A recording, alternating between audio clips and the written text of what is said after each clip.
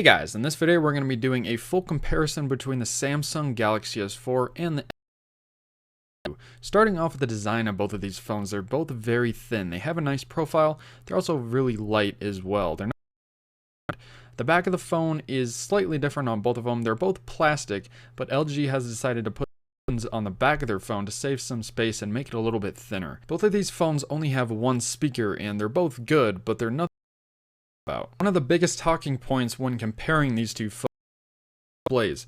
The Galaxy S4 has a 5-inch Super which looks really good, and the LG G2 5.2-inch display which basically goes to the very edge of the phone. There's almost a LG G2 display on the left and right side. The display on the LG G2 is so color accurate and so crisp that I think it beats out the Galaxy S4 Super AMOLED display that tends to oversaturate things and just make things look unnatural. The S4 is boasting some impressive specs with an octa-core processor and 2GB.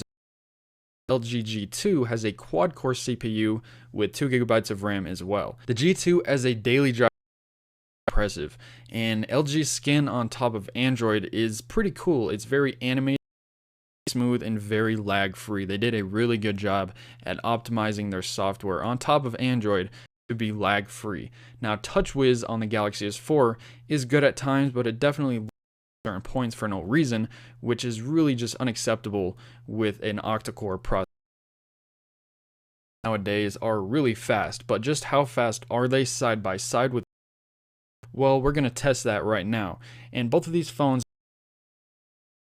G2 in Quadrant does beat out the Galaxy S4, and with Geekbench 3 on both of these devices, flip ahead of the Galaxy S4 in this test as well. The iStorm Unlimited G2 flies ahead of the Samsung Galaxy S4. There's pretty much no competition here. And with GFX Bench with an on-screen performance test, the LG G2 wins as well. The Galaxy S4 does beat it with JavaScript performance in their default chip specs. You do expect a good camera as well, and both of these phones have good cameras. They're both 13 megapixels, but the LG G2 beats the Galaxy S4 because it has 60 frames per second video. The S4 is only 30 frames per second. They both have good cameras. A lot of things. They have a lot of different modes you can choose from, but for right now, let's take a look at some of the pictures on both of these devices that I took side by side. You be the judge of who's the winner of the photos.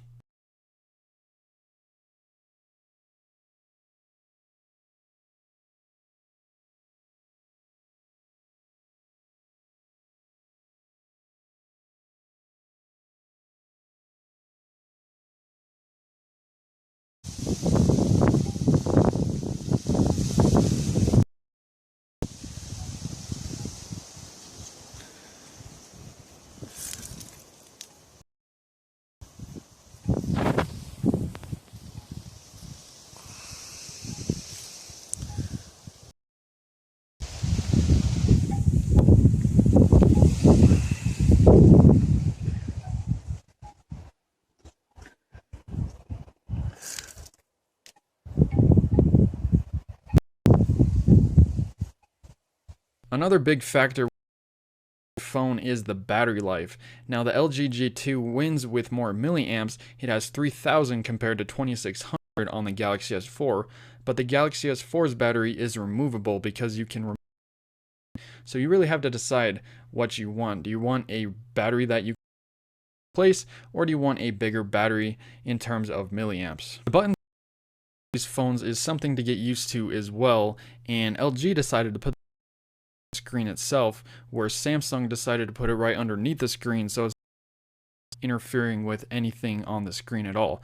And LG put their button back of the device. It's kind of weird to get used to, but you can double tap the screen when it's off, and you can tap it when it's on to turn it back off. So they made it really easy over the button placement. Both of these phones ship with Android 4.2.2 Jelly Bean, and they are both $200 contracts. So I want you guys in the comment section below to tell me what your and which phone you think is better. I hope you guys enjoyed this video. I'll leave a link to these phones in the description below that like button if you want to check them out.